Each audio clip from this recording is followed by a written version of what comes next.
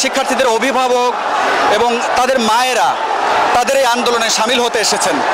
তারা বলছেন যে আজকে তারা যে এক দফা দাবি নিয়ে আন্দোলন করতে গিয়ে যারা প্রাণ হারিয়েছে তাদের রক্ত উপেক্ষা করে তারা বিজয় না নিয়ে ঘরে ফিরবেন না। তাদের সেই বিজয়টা কি, নিশ্চয়ই আমরা এরই মধ্যে খবরে প্রচার করেছি।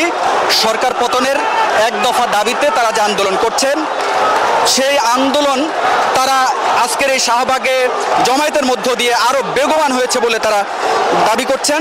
এবং তারা বলছেন যে আজকে যে সেনাপ্রধান যে বক্তব্য দিবেন, সেই সেনাপ্রধানের বক্তব্যের ঘোষণাকে কেন্দ্র করে তারা কিন্তু এক ধরনের উৎসাহ, উদ্দীপনা, উল্লাসের মধ্যে রয়েছেন।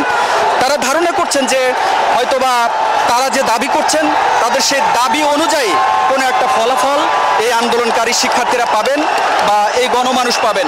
এখানে আপনারা দেখছেন যে বিভিন্ন জেলা থেকে যারা এসেছেন তারা কিন্তু সকাল থেকেই আসা শুরু করেছেন, যদিও দুপুর 1টার পর থেকে মূলত এই শাহবাগে মানুষের প্রবেশ শুরু হয়।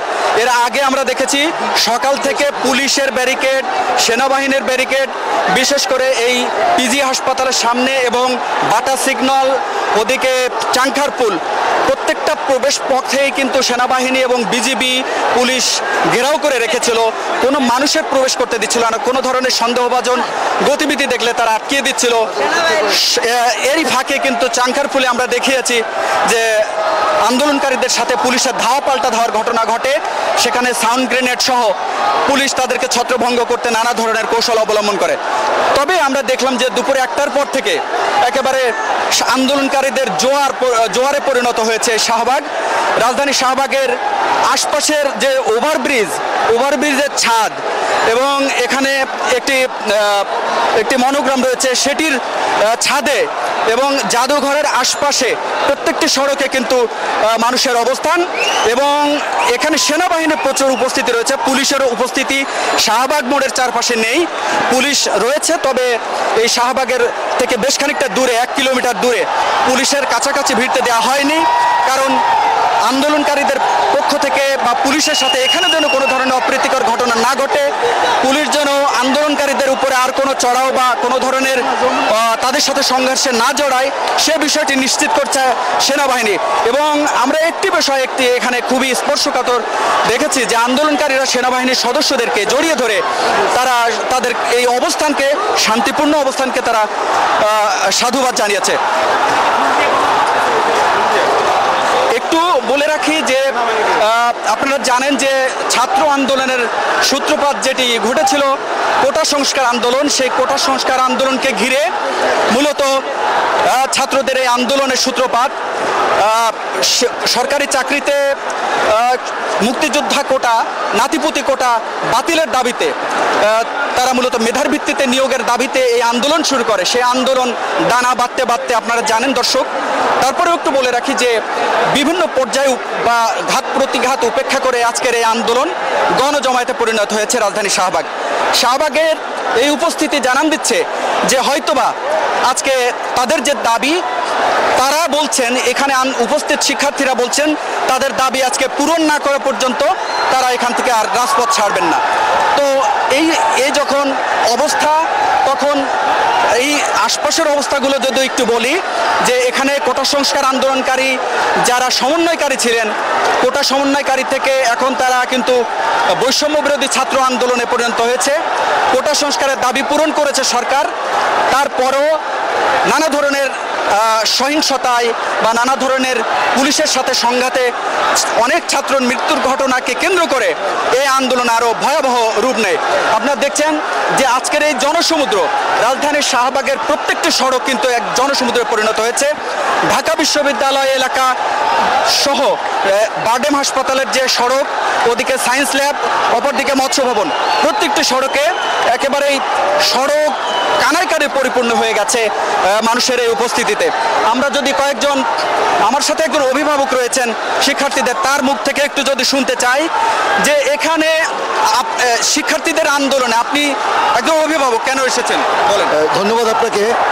আমি মূলত রিটায়ার্ড মেজর, আমি একজন সাইকিয়াট্রিস্ট, চিকিৎসক, অধ্যাপক।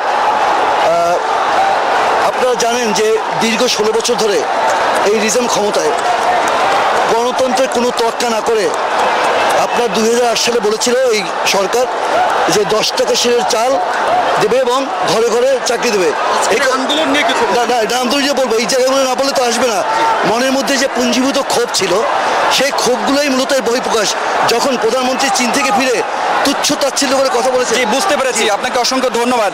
উনি যে বিষয়টি বলছিলেন যে এই আজকের এই আন্দোলন এত বড় হওয়ার নেপথ্যে শুধুমাত্র কোটা দায়ী নয়, বা কোটাকে কেন্দ্র করে শুধু এই আন্দোলনের সূত্রপাত নয়। এই সরকারের আমলে যে প্রতিশ্রুতি দেওয়া হয়েছে, বিশেষ করে সাধারণ মানুষকে 10 টাকা সেরে চাউল, সেটি তো সম্ভব হয়নি, বরং দ্রব্যমূল্যের ঊর্ধ্বগতি সহ নানা ধরনের যে মানুষের ক্ষোভ একটু একটু করে জমা হতে হতে আজকের এই আন্দোলনে পরিণত হয়েছে। এবং এটি শিক্ষার্থী থেকে সর্বস্তরের মানুষের গণ আন্দোলনে পরিণত হওয়ার নেপথ্যে একজন অভিভাবক যেটি বলছিলেন যে শুধুমাত্র এই কোটা সংস্কার নয়, গোটা রাষ্ট্র সংস্কারের জন্যই মূলত আজকে শিক্ষার্থীরা বা তাদের অভিভাবকরা, তাদের মায়েরা, শিশুরা এখানে উপস্থিত হয়েছেন। আমরা আরও একজন শিক্ষার্থীর কথা শুনবো। এখানে অনেক শিক্ষার্থী রয়েছেন, আপনাদের কাছ থেকে একটু জানতে চাইবো যে এখানে কেন এসেছেন এবং আজকের এই জমায়েত কি আপনারা উপেক্ষা, মানে অনেক ধরনের বাধা ঘাত প্রতিঘাত ছিল, এটি উপেক্ষা করে কিভাবে এসেছেন? আমি একজন ছাত্র, আমি একজন স্টুডেন্ট, আমি ঢাকা কলেজের স্টুডেন্ট। আমি সরাসরি সরকার থেকে মুক্তির জন্য এখানে আন্দোলনের জন্য এসেছি। আমরা একটা স্বাধীন দেশে বাস করি, কিন্তু আমাদের স্বাধীনতা রক্ষা করা কঠিন হয়ে গেছিল। আমরা এই স্বাধীনতা রক্ষা করতে এসেছি। আমরা একটা স্বাধীন দেশ চাই। জি, অসংখ্য ধন্যবাদ। ঢাকা কলেজের একজন শিক্ষার্থী তিনি বলছিলেন যে আজকের এই উপস্থিতি জানান দিচ্ছে তাদের যে দাবি সেটি পূরণ হতে চলেছে। এবং এখানে প্রত্যেকটি আন্দোলনকারী তারা কিন্তু এক ধরনের আবেগতাড়িত হয়ে সেনাবাহিনীর সদস্যদের জড়িয়ে ধরছেন। তারা সেনাবাহিনীর সদস্যদের এই যে শান্তিপূর্ণ অবস্থান, কারণ এর নেপথ্যে আসলে অনেক কারণ রয়েছে, যেগুলো নিশ্চয়ই আপনারা জানেন দর্শক, যে পুলিশের সাথে ধাওয়া পাল্টা ধাওয়া, অনেক ধরনের অপ্রীতিকর ঘটনাকে কেন্দ্র করে অনেক মানুষের প্রাণহানি। তো সব মিলিয়ে কিন্তু আজকের এই গণ আন্দোলন এবং এই যে সারা দেশে একটা ভয় ভীতি, এক ধরনের সর্বস্তরের মানুষের মধ্যে আশঙ্কা, এবং ঢাকা বিশ্ববিদ্যালয়ের শিক্ষার্থীদের হলে হলে গিয়ে ছাত্রলীগের সাথে তাদের যে ধাওয়া পাল্টা ধাওয়া এবং ছাত্রলীগের সাথে সংঘর্ষ, এই ঘটনার পরিক্রমায় আজকের এই আন্দোলনের সূত্রপাত। এবং তারা বলছেন যে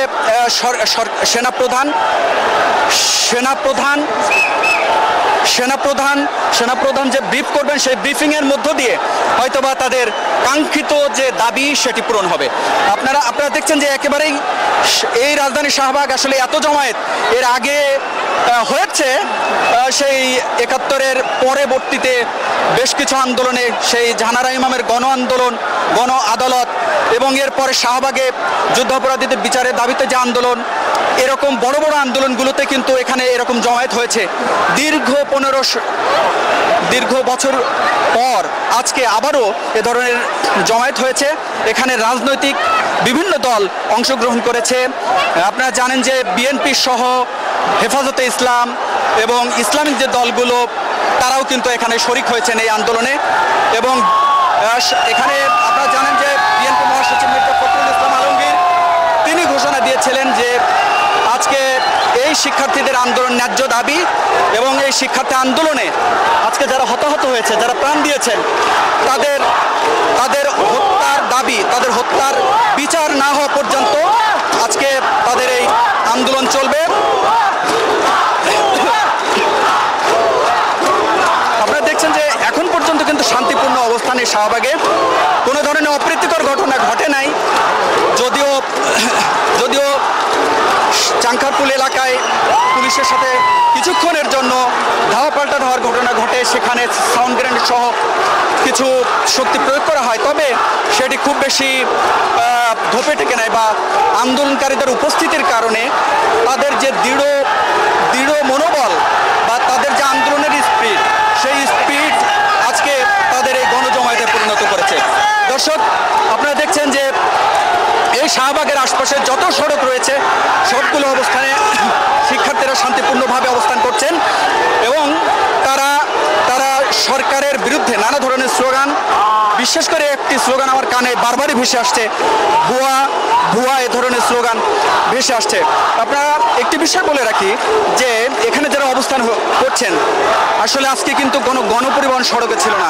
তারা বলছেন যে সেই সুদূর গাজীপুর, নরসিংদী, কিশোরগঞ্জ, নোয়াখালী, বরিশাল, যশোর এরকম বিভিন্ন প্রান্ত থেকে কিন্তু অনেকে এসেছেন।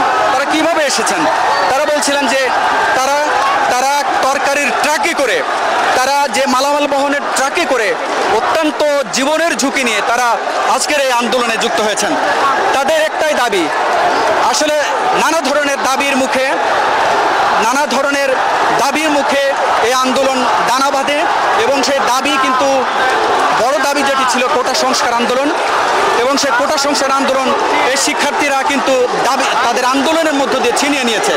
তাদের সে দাবি পূরণ করতে বাধ্য হয়েছে সরকার। যদিও আজকের এই গণজমায়েত হওয়ার নেপথ্যে যে বড় কারণ সেটি হচ্ছে শিক্ষা